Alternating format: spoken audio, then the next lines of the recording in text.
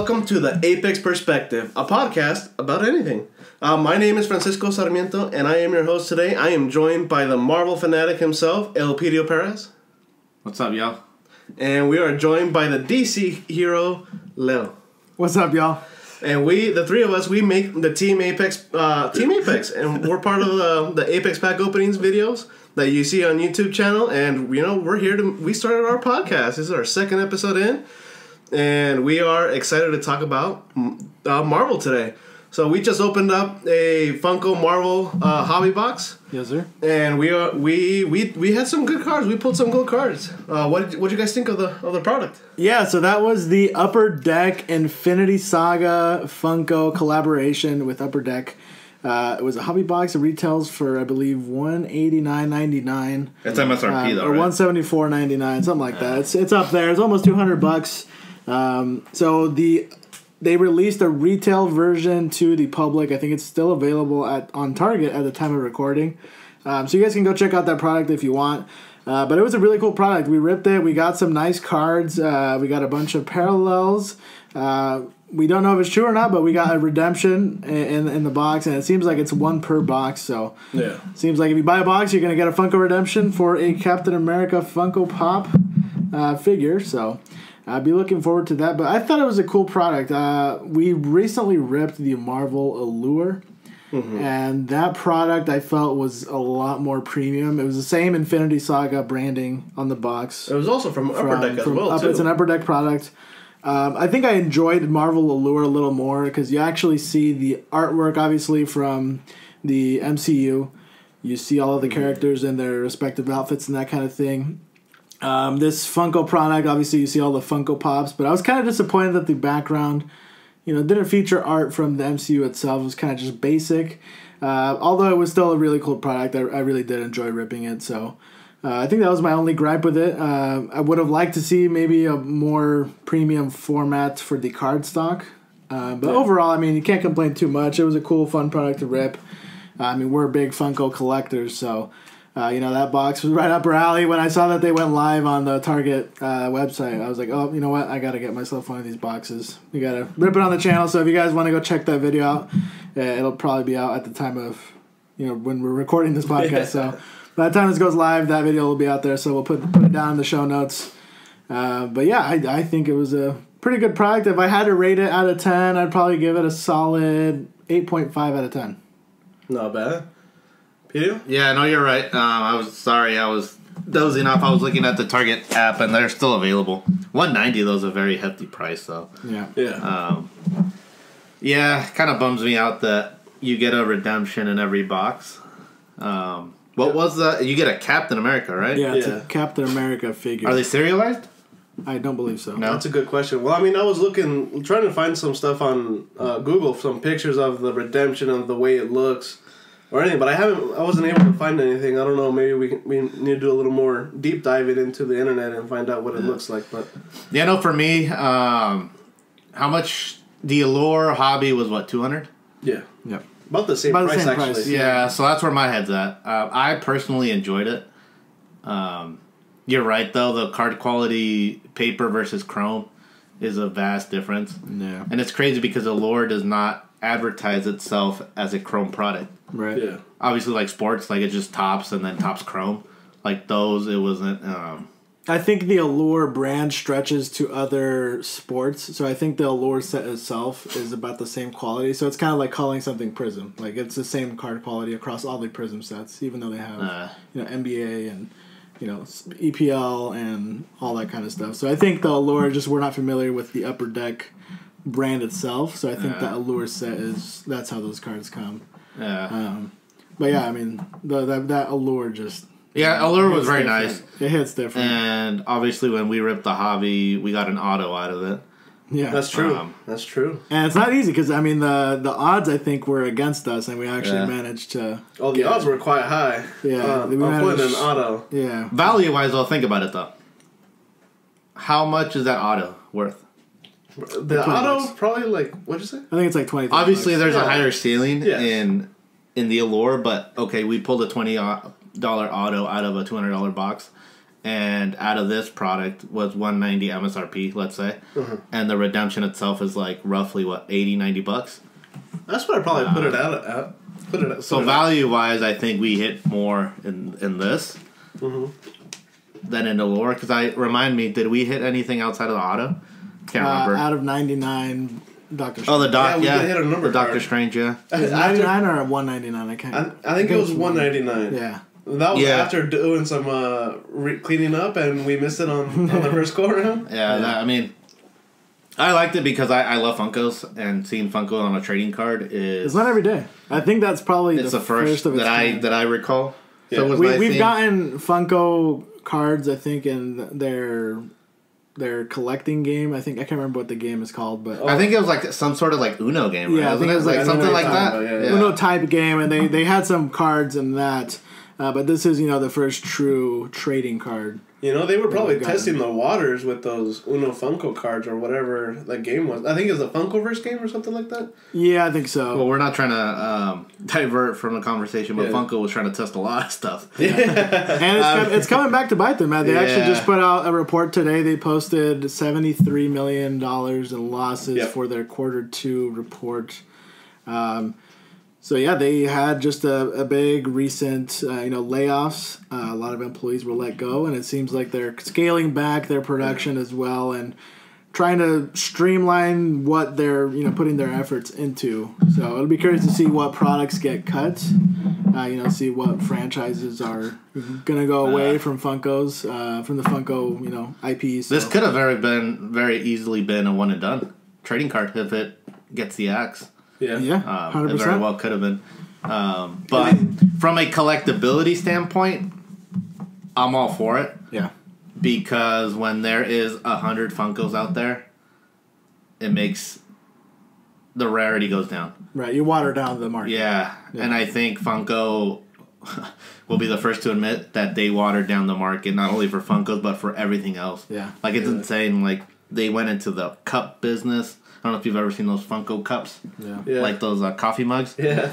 I think we actually have one. And then, like, keychains, and then now trading cards, that board game. I know what board game you're talking about, and I can't think of the it. The Funkoverse. There's just so much that they just produce. Yep. And, I mean, just look at our local stores here. Like, there's same Funkos have been sitting there for a while. Yeah. Especially, like, at Walmart. Like, at least for us here locally, a lot of those pops have been there for months now. Maybe years. I don't know if I'd say years, but for sure, I'll probably at least a year, maybe. No, it's been the same ones. And it sucks, right? Because it's a double-edged sword, because now it goes to, let's say, they only make 2 Funkos. Now there's 3 of us here. Mm-hmm. So only 2 of us are going to get it. And there's just 3 collectors here. There's a ton of them out in the valley. So not only are they going to be a bigger chase, but the excitement of if you hit is going to be higher, right? Because it's 100%. like, there's less of these out here, and I happen to get one of them. Yeah. And it brings back, at least for me, the whole collectability is waiting outside the store for hours and hours. Yeah, it goes back to like our COVID, post-COVID, like early, everyone's still wearing mask days when trading cards were really popping off.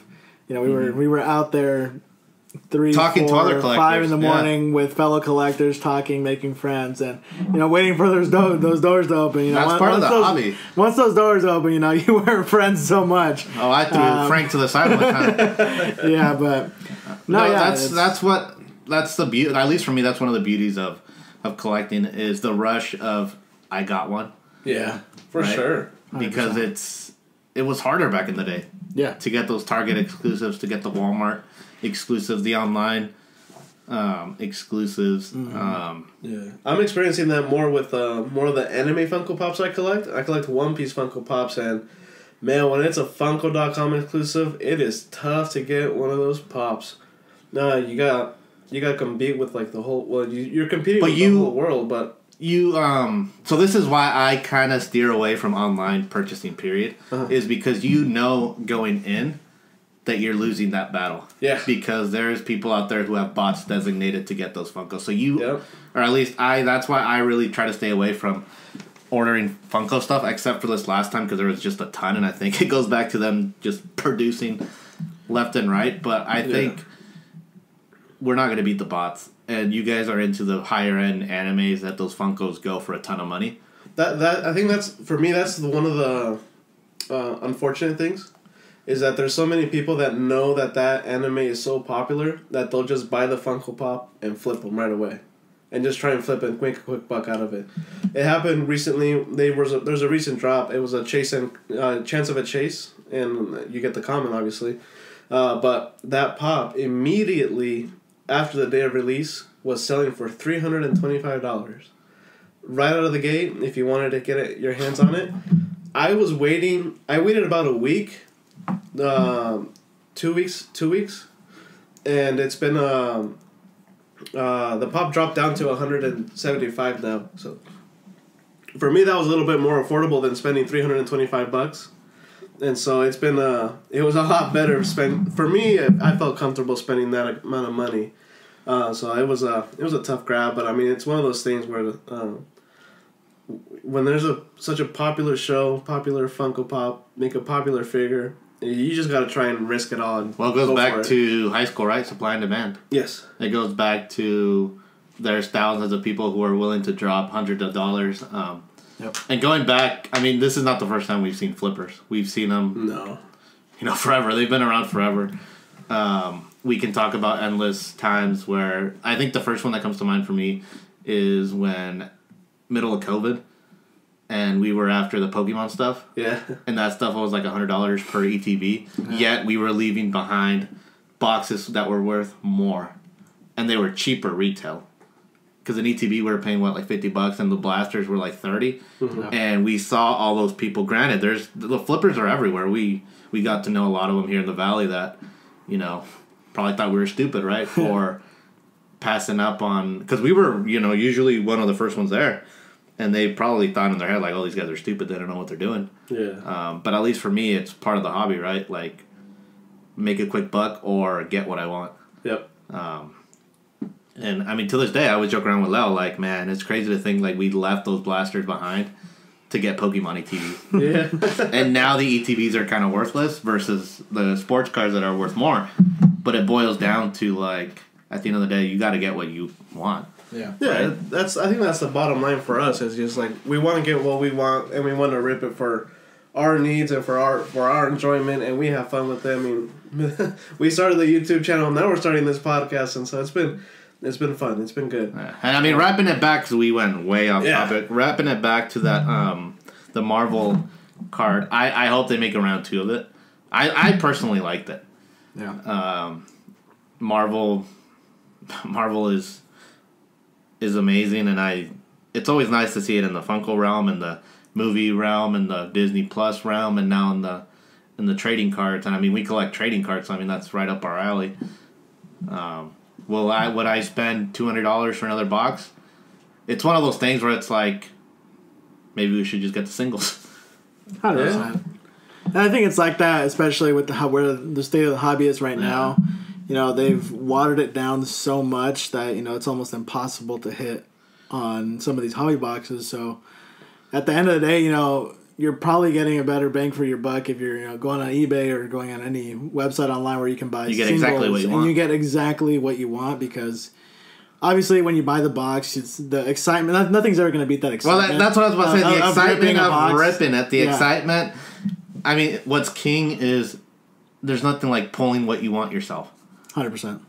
There's nothing of that feeling of ripping the pack and you see whatever card you're chasing there. Mm-hmm. I mean, that excitement, that adrenaline rush. There's. Granted, when you get that eBay package or wherever you order your stuff, that's a nice feeling, right? Right. But there is no better feeling that you pull it yourself. Yeah. And it's like that video that went up recently. Pretty big move in the MTG community. The one of one ring, right. The one ring was pulled. That was graded by PSA. I think it was a PSA 9 or PSA 8. I think it was a 9. And Post Malone bought it, and the actual person that pulled the card posted a video when they got the card, when they pulled the card out of the pack. Like they were shaking, shaking with like excitement, craziness, whatever it was. But it's like that's the same thing that we're talking about. That feeling of getting something like, oh my god, this is what I wanted. Yeah.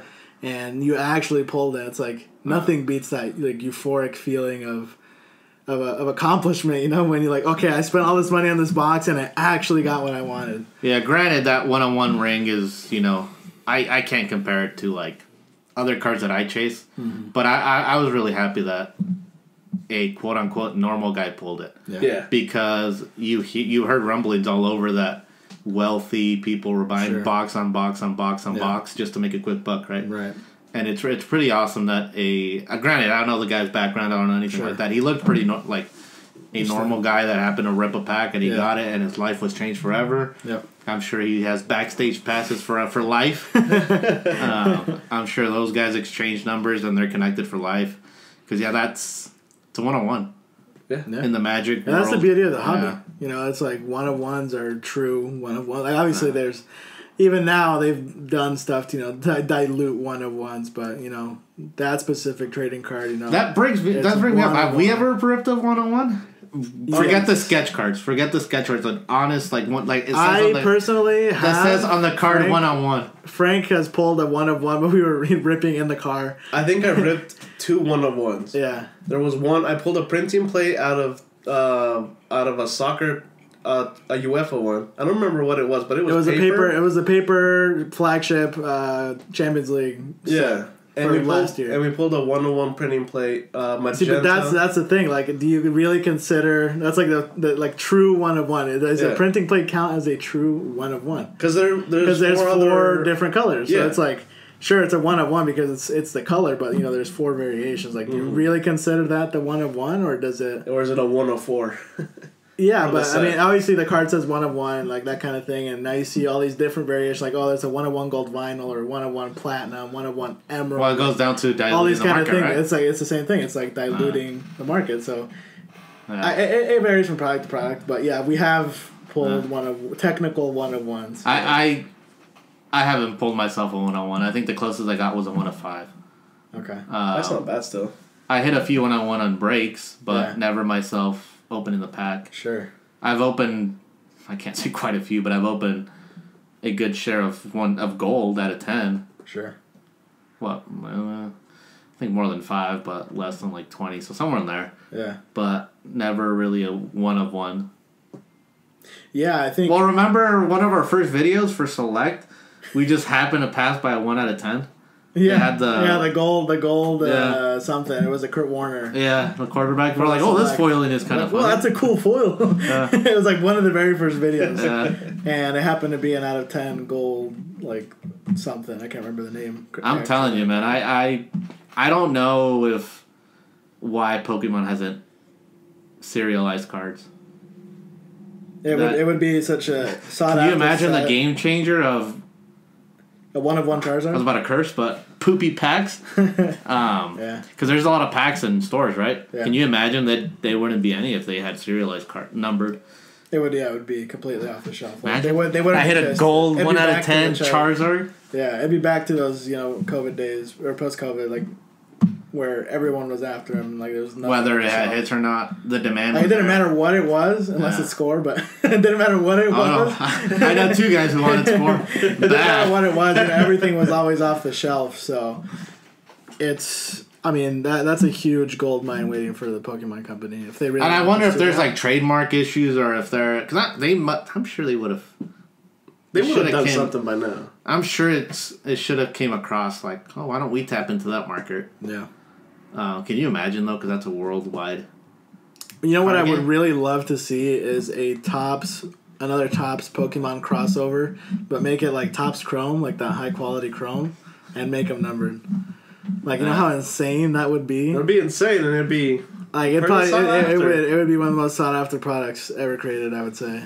Just to the sheer popularity of Pokemon itself, like that's what I'm saying. It's worldwide. The worldwide demand that you're gonna get for that kind of set. Yeah, it would be through the roof. Yeah, some kid in Europe pulled the 1-on-1 Charizard. Yeah. Some kid in Australia hits a 1-on-1 Pikachu. Yeah, no, it's insane. But yeah, going back to the Marvel thing, we didn't hit a numbered card in the hobby, in the hobby box, but there is numbered, right? Yeah, there's numbered, and there's a lot of good stuff. So make sure to check out that video. But we're gonna talk about like what's the future of Marvel looking like right now? I mean, it's been pretty interesting. There's been a lot of change, a lot of stuff going on, and a lot of TV shows coming out. Loki season 2 is about to come out. Are you guys excited? Looking forward to? Loki's the next one up on the block. I think Loki's gonna be.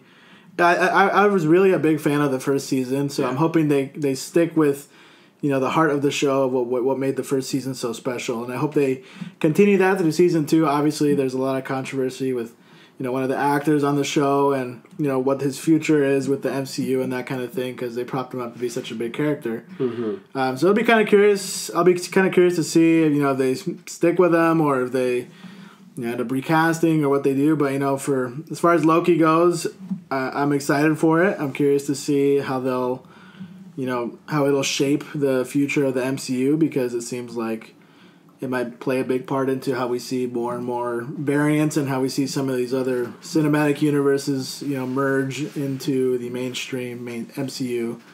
So I'm pretty excited for it.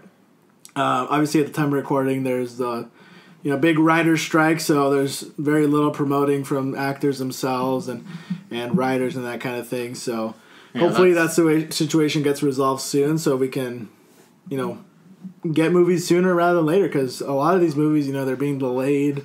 There's going to be huge delays, and it could have huge ramifications for, all these IPs going forward. So it'll be kind of interesting to see what happens. And it sucks, right? Mm-hmm. Because we hate waiting. And Avengers got pushed back a year, right? Yep. A lot of movies got pushed back. The biggest one, Spider-Man, got delayed, right? Yep. And it sucks, right? Because we all hope that they get what they deserve, because 100%. they are the ones that are producing the magic behind the scenes. Yeah. We're not trying to, downplay the actors, because, they play the role. But a lot of the magic happens behind the scenes. A lot of the magic, a lot of the editing, a lot of the writing themselves. I mean, they need to be properly compensated with whatever they're trying to fight for. I don't know the logistical details of what it is and things like that. But, these are companies that should be able, I would think, should be able to afford whatever they're asking. Because, they're making millions on millions and hundreds of millions. Mm-hmm. Mm-hmm. Things like that. But I don't know. Going off of that, it'll be interesting because Kang, right? We're talking about Kang. Yes. It'll be very telling if all of a sudden they start steering away from that character. And I think at this point they very well can, especially with this delay. Right.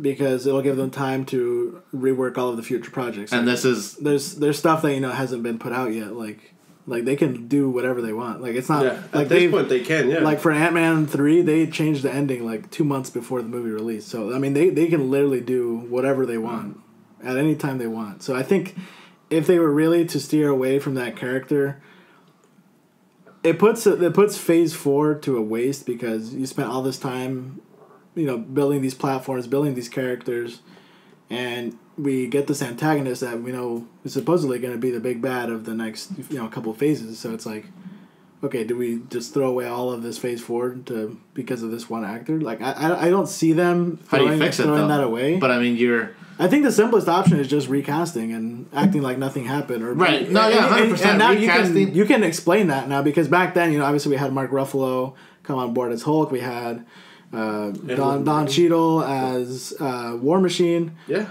And it's very simple. They can just say oh, this is the actor. It's whatever. We're not going to explain it, or you can explain and just say, oh, it's a different variant. It's not obviously now they have infinite possibilities. This is just the true Kang was from a different world. It's a different Earth. It's another one from the multiverse. Yeah. And that's one thing I can definitely see them trying to fix it. As just say it's the wrong multiverse. It's not the proper universe. And they can maybe go that route. They could very easily, the new guy, kill off this guy. Yeah. And be I'm the guy now. Yeah. Sure, but... Yeah, and it seems like the only thing that's really binding them is, Loki has, finished production and everything. All his scenes were filmed for that show.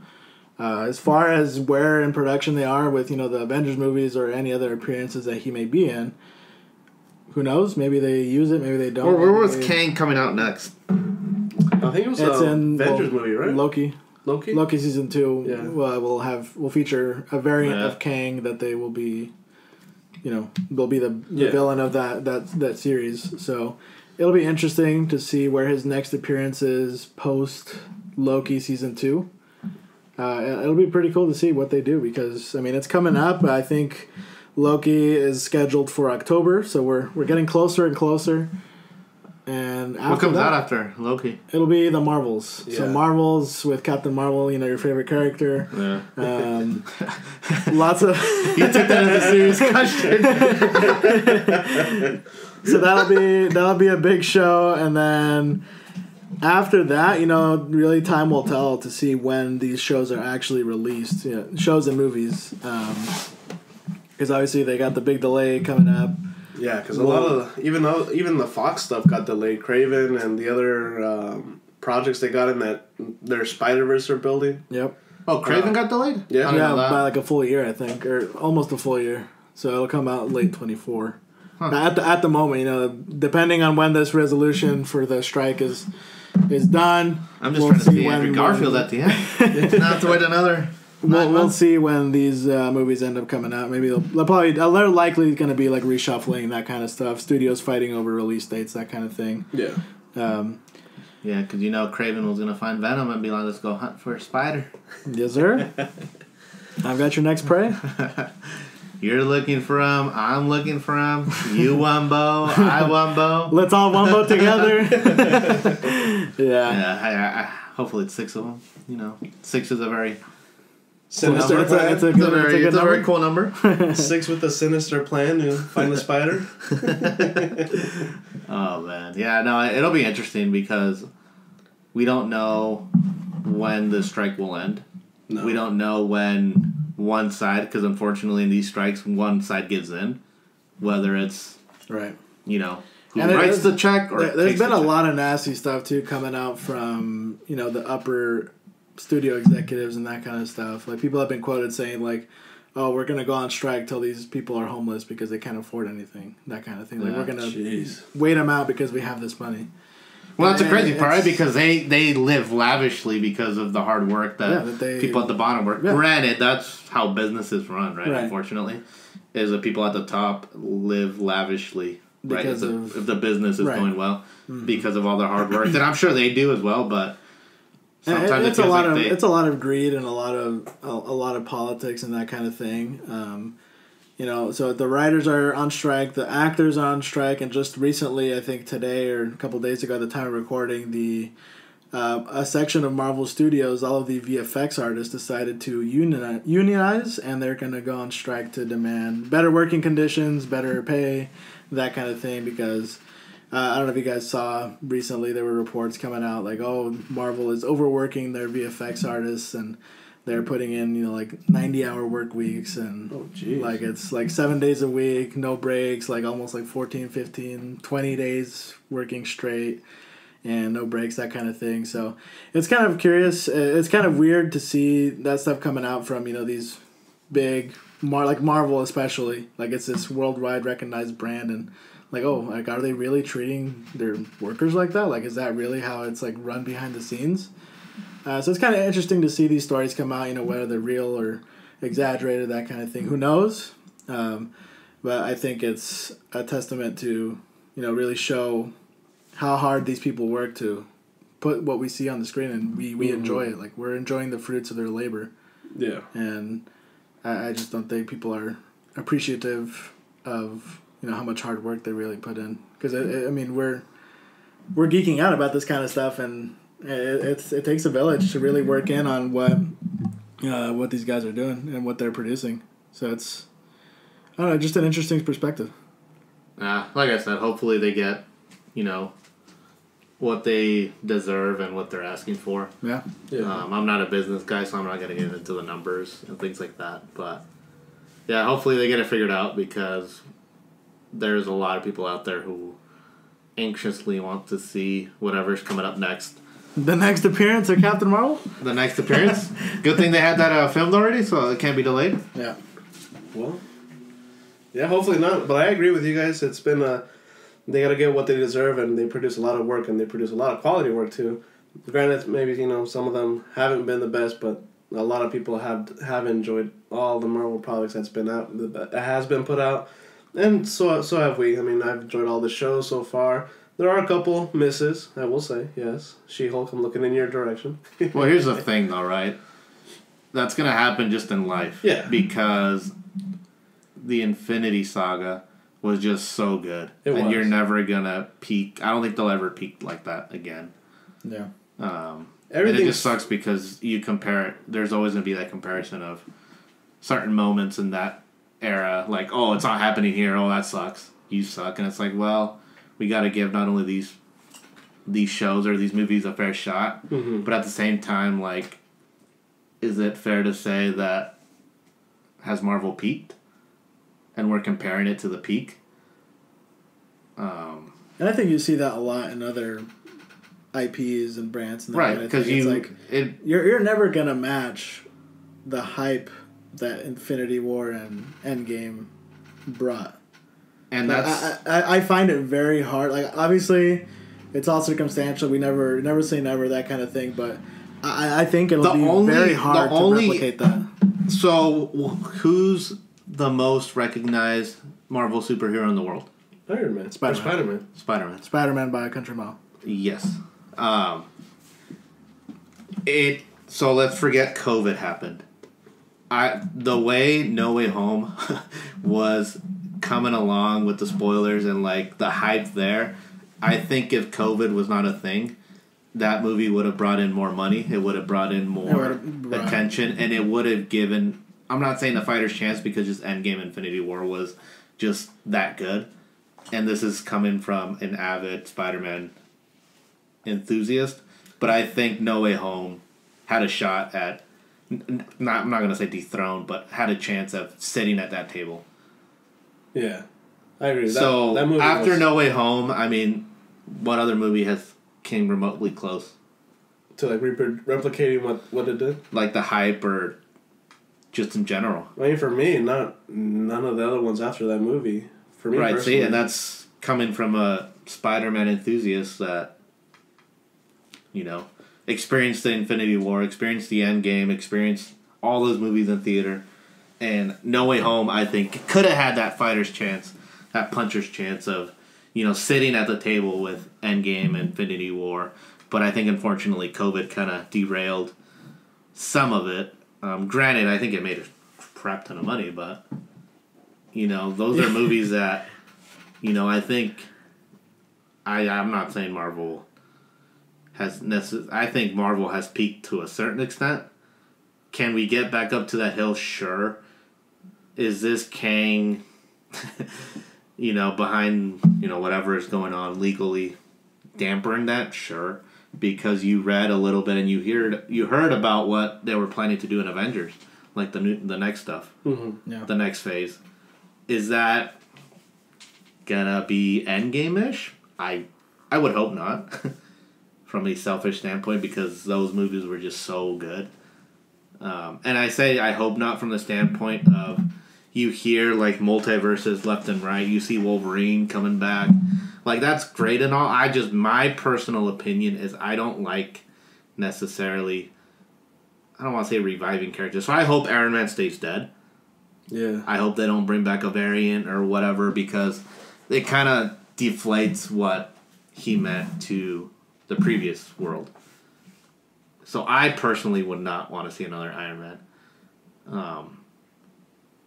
I really enjoyed Wolverine, the movie, so I kind of was like, because it kind of like deflated that feeling like, oh, he's gone, so now it's back. Yeah. And that's just my perspective. It is what it is. I don't know. I don't know where we can go. Yeah, it'll be interesting to see what Captain America 4 brings. Yeah. Because I've read a few things. I am one that stays away from spoilers because I want to have that sincere reaction. I hate when people spoil stuff. Mm-hmm. That's one of my biggest pet peeves because it kind of ruins the moment of, experiencing that in theater. Right. But it'll be interesting to see what they do, because in the little that I've read, they're trying to do like that Civil War type deal. Like, not just him, it'll be a few other Avengers. It'll be a big whatever. supporting cast. Yeah, so it'll be interesting. But I don't know. That's just my take on the Iron Man thing. Like that moment was just so symbolic, and if they were to bring back whatever in a different world around, it kind of defeats the purpose of like that silence in that theater of Endgame. Yeah. Yeah, I was sitting right next to you. I was listening. Do you have a hard time breathing? Well, it was so silent, right? Because no one thought that the GOAT would die, and he died. Well, it wasn't that silent. You know, there's two girls behind us that were just bawling their eyes out. But yeah, well, you know what I mean. You know what I mean. Like, it's just that moment. I don't think I would ever. It's hard to beat. It's hard. I don't think you'd ever beat that. That type of moment. Granted, it got pretty close when you see Andrew come back. You're like, oh crap! But that's to me, that's a totally different type of feeling. Like in Endgame, you're getting this long-term payoff of this, like the story's coming this whole story is coming to a close, and this is how it closes. Yeah. Whereas, I mean, not only in Spider-Man, but you see a lot of other studios and a lot of other IPs bringing characters back, reaching for that nostalgia, and it's been years now, probably a decade now, where we've seen studios bring back these old actors, characters, bring them back for that. I don't want to say cash grab, but it's really what it is. They're bringing back these characters to put people in seats because they're characters they're familiar with that were popular back in the day, and I mean, studios like, oh, I see a way to make money, I'm going to do it, and that's how they're doing it, and it's been this way for a long time now, and obviously we're getting more and more characters coming back. It seems like we're getting Wolverine and multiple other characters. I won't say who, but it seems like we're gonna get more characters than Deadpool 3. It seems like we're gonna get some characters appearing throughout the rest of these next few MCU appearances. So it's gonna be a weird time, and like Peter said, his sentiments about like Iron Man, I agree. But I mean, I've read the comics, a little bit of the comics. I won't say I read them all, but I've read the Secret Invasion arc, and there was a couple characters where I was surprised to see that were Skrulls, and what? Skrulls. Skrulls? Oh, I understood squirrels. I'm like, Sandy? Yeah, No, but it's an interesting comic. If you haven't read it, I definitely recommend it. It's a pretty cool, interesting, and it messes with your mind. It plays mind games on you because it's characters you wouldn't expect to be aliens, and they turned out to be like the world heroes. But they could easily go that route too with the MCU as well, and just say like, oh, he never died, he was just hidden. Sure. But I mean, so this is just my 2 cents. I think that would be a disservice to what the movie meant. Yeah, no, I think that's just a lazy way of like, oh, he just didn't die. Yeah, and building off that too, I think it's kind of interesting because Secret Invasion just came out, the full 6 weeks of releases, 6 episodes. We're at 6 already. Wow. No, it's over. Like there was only 6 episodes. I'm only like 2 in. Yeah, and so if you've read the comic, it was completely different from what the comic was, and what it meant for the comic world. And seeing this show, come out, we've seen all the episodes, we've seen what happens, that kind of thing. It's a different ball game, and I, going back to what you said, maybe there's other characters out there. I think that chapter is closed for what they did in Secret Invasion. I think they utilized that arc for what they wanted to do in the MCU. And going back to what Peter said, I think it'd be a disservice to, going on other movies and it's like, oh, just kidding, this guy was a Skrull. Yeah. Like, I don't think we'd see that in other movies and other, maybe in the Marvels, maybe in that, because it's a direct build up to the Marvels. But this is where this is where I'm coming from, and I'm not trying to discredit the comics or anything like that, but I don't read as much comics as you guys do. But let's say down the line, Tom Holland's Spider-Man dies. Oh no, he didn't die. He's gonna come back in 2 years. It defeats that purpose of like, okay, just don't kill him then at that point. Yeah. And that's where I'm at. It's like, okay, like you get so emotionally attached to the arc, and then it's like, no, why am I gonna get attached? Because Spider-Man's gonna come back in 2 years. Mm-hmm. They're gonna tell us he's a Skrull. They're gonna tell us that Doctor Strange teleported him somewhere. Things like that, and that's where I think and this is coming from a Fast and Furious enthusiast as well. Now that I see Wonder Woman in front, like in Fast and Furious 6, she died, right? Right. And then at the, I guess, spoiler alert, at the end of Fast X, she comes back, right? Yeah. And it's kind of like, okay, like I remember what I felt at Fast and Furious 6 when she died. I remembered when Han died at, No. Spoiler warning for those of you who haven't delved into Fast and Furious. We apologize, but you're not missing much. You're not missing. You're not gonna. All right, I'm gonna check this mic across the room. All right, I'm out. All right, wrap it up. Yeah, no, So my rule of thumb is if something's out for more than 2 months, and you're really at that point you had your chance. To, But I don't want to be spoiled 6 months before the movie comes out, because then it's like. And I don't know if you remember, though, the only spoiler that I really remember seeing, because I usually shut off like Instagram like before, the only spoiler was that toy that came out for Endgame. Do you remember that toy at Walmart? 100% do. Yeah. I think I still have the screenshot of that thing, because it was getting deleted everywhere. But I remember when I first saw that spoiler. Yeah, the toy at Walmart. It was the Iron Man gauntlet that they built for Hulk to put on. The toy, yeah. And it was a toy, and that toy was like, it had to have been like 3-4 months in advance of the movie coming out. And I remember it getting shotgunned all over the internet, and they did their best to take it down, but obviously that photo was still out there. Yeah, I remember that's the only real spoiler that I see. And I remember like in No Way Home, that spoiler that went around of Andrew holding onto the rail and him even going on, what was it, Jimmy Kimmel? Yeah. And like disproving it and everything. Well, his acting is insane, because he's like, what are you talking about? Like, he's not like, didn't even chuckle or anything. Yeah. I mean, there are spoilers that you just can't see. Made. Like, and that toy one, I will always remember it, because I was like, damn it. Or dang it. It's like, dang toy.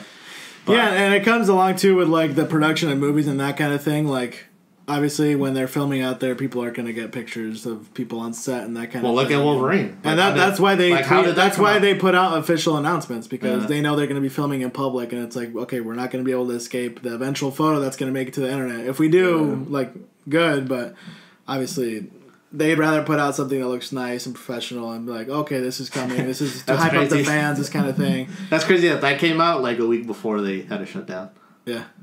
Yeah, it was like right before the strike happened. That suit's pretty insane. It's pretty.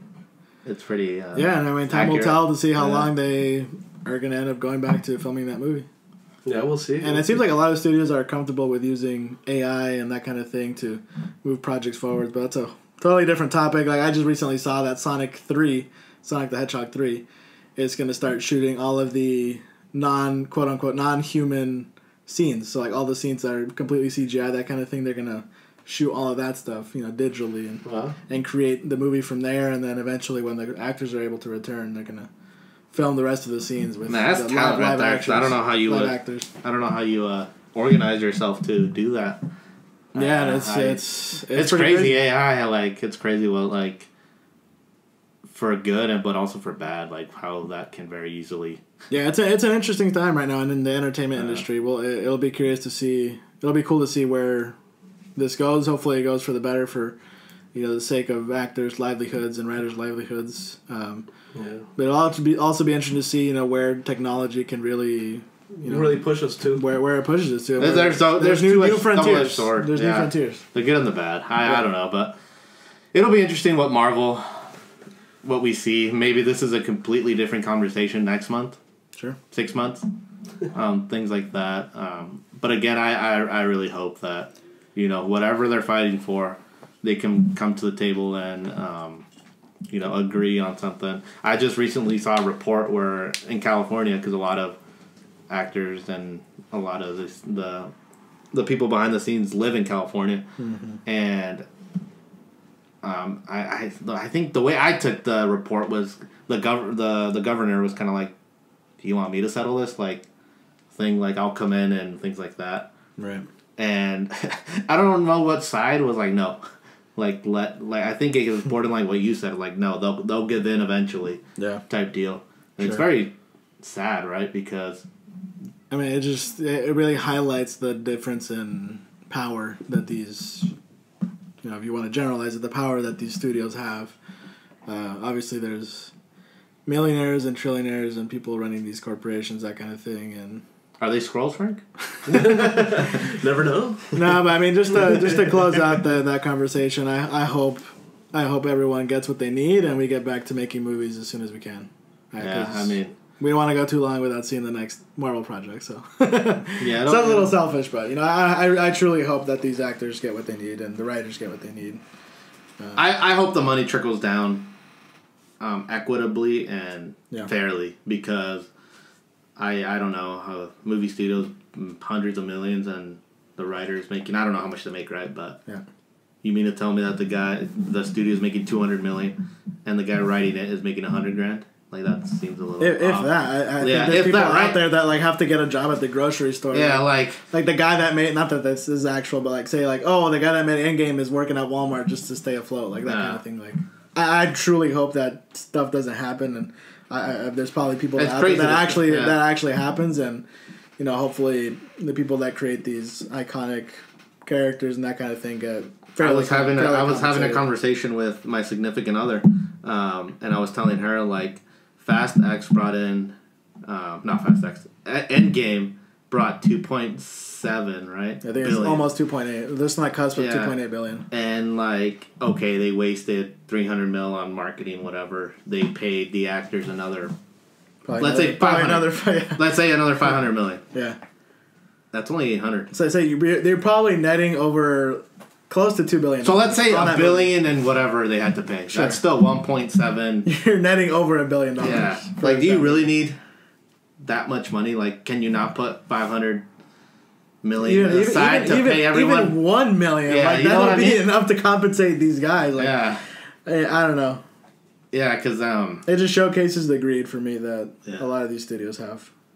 Yeah, and I mean, it's crazy, right? Because I don't know how much Tom Holland made, right? But it was reported that he only made like $2 million or $3 million in Endgame. Yeah, I mean, Spider-Man only made $3 million, like the guy. That and obviously plays a part on the actors as well, like with their agents and what they negotiate and that kind of thing. And then you got to pay the agent, you got to pay all that. Yeah. But it goes to show you, like, one of the top tier actors made the most important Spider-Man, the Marvel character ever created. Spider-Man, that character, the actor that played him, made like this X amount compared to probably what RDJ was making, probably like hundreds of millions of dollars. And I'm not trying to downplay RDJ because he was the guy. Obviously. He is the guy. Like, he deserved whatever he got paid. Because without him, that movie would have not been what it is. No. But I was just using it in comparison. Like, Spider-Man made $3 million. So what did the other people make? Mm-hmm. Did they make more? Did they make less? It just sucks because I feel like with $1 billion in the bank or whatever, however they figure it out, it should trickle down to where they should still be living pretty lavishly. Right. But anyways, I don't know. I'm not going to speak about someone else's money, but hopefully they get it figured out. And in a way, it's not even selfishly on our end. It's just for them because they're the ones working hard. We're just for the sake of them. Man. Yeah, like we're paying $20 to watch it in the movie, but they're the ones working, what'd you say, 80, 90 hours a week? Yeah, I mean... like, they're the ones putting in the time. Like, you just put it in our world of work. We want to be compensated... for working 40 hours a week. Yeah. We want to be compensated fairly. These fairly. Like, we know what we're worth, and I'm glad that these people are standing up because they know what they're worth. And like you said, if someone who produced Endgame, like, that movie made 2.7, and I'm making $50,000. Like, I don't know. Yeah. And it goes back to the another thing too that just reminded me of what you were saying is UPS just recently had a big strike, and they came to an agreement, and a lot of these truck drivers are going to be compensated. What they were asking for, they're going to be compensated fairly and that kind of thing. So it's kind of interesting to see, where this writer strike and actor strike will. Good thing I use USPS. Yeah, but no, it'll be interesting to see where the resolution comes and when it comes, and hopefully sooner rather than later. I know, 100%, but I think that should answer your question, Frank. I don't know. I don't know how you want to send us out, but no, that's all right. We talked a lot about things. We talked about life, and we talked a lot about our perspectives and what we think and how we see things go, and how our opinions are our opinions. Please respect those, and please be respectful of everybody else. And everybody has their own opinions. Please, once again, don't bully PDO for liking Captain Marvel. It's okay. We're here to support him. Yeah, we joke around, right? But at the end of the day, we all are entitled to our own opinion. We're all 100%. Entitled to agree to disagree. Yeah. Like us three here, we disagree on a lot of things, but hey, but we're still friends. Yeah, we're still kicking. Like, we're not. There's a line that you don't cross, right? Yeah. And I think, unfortunately, a lot of times people. They on the internet, you know what I mean? Like, sure. And we joke around like, oh, he's getting made fun of Captain Marvel, but like, so, you know what I mean? Like, okay, like it is what it is. But I think in life you can agree to disagree, and put those differences aside, and you can still be great friends with that person. I guess that's just because you may not like one thing about them doesn't mean you can't like 100 things about them. As long as you're respectful, right? Yeah. So like you were talking about that Captain Marvel guy, I didn't take it as disrespect. Like that's just. He disagreed with me liking Captain Marvel, but he didn't offend me. He didn't. He was respectful. Yeah, it's not like he was like making. Yeah, I don't think. Yeah, so I'm like, okay, like, and those are. I'm not saying great conversations to have, but those are. They're real conversations that real happen. Educated conversations. Yeah. Like he didn't disrespect me. I don't think I disrespected him. No, he was. I think he was being pretty genuine about like, okay, why do you actually like this character? That kind of thing. Yeah. And I mean that's awesome, right? Because imagine how boring it would be if you all just agreed. Yeah. We wouldn't have any conversations. There wouldn't be any podcasts being made. But, to wrap things up, I mean, once again, everybody is entitled to their own opinions. Please be respectful to one another. We can be... You can... Except Frank. But once again, please, just be respectful. We understand where people are coming from. Just get to know everybody and, just be merry. But, without further ado, we're going to conclude this podcast today. We talked about a lot of things. I just want to say a quick thank you to PDO. You're welcome. And thank you to Leo. Thank you for having me. And we'll catch you on the next one.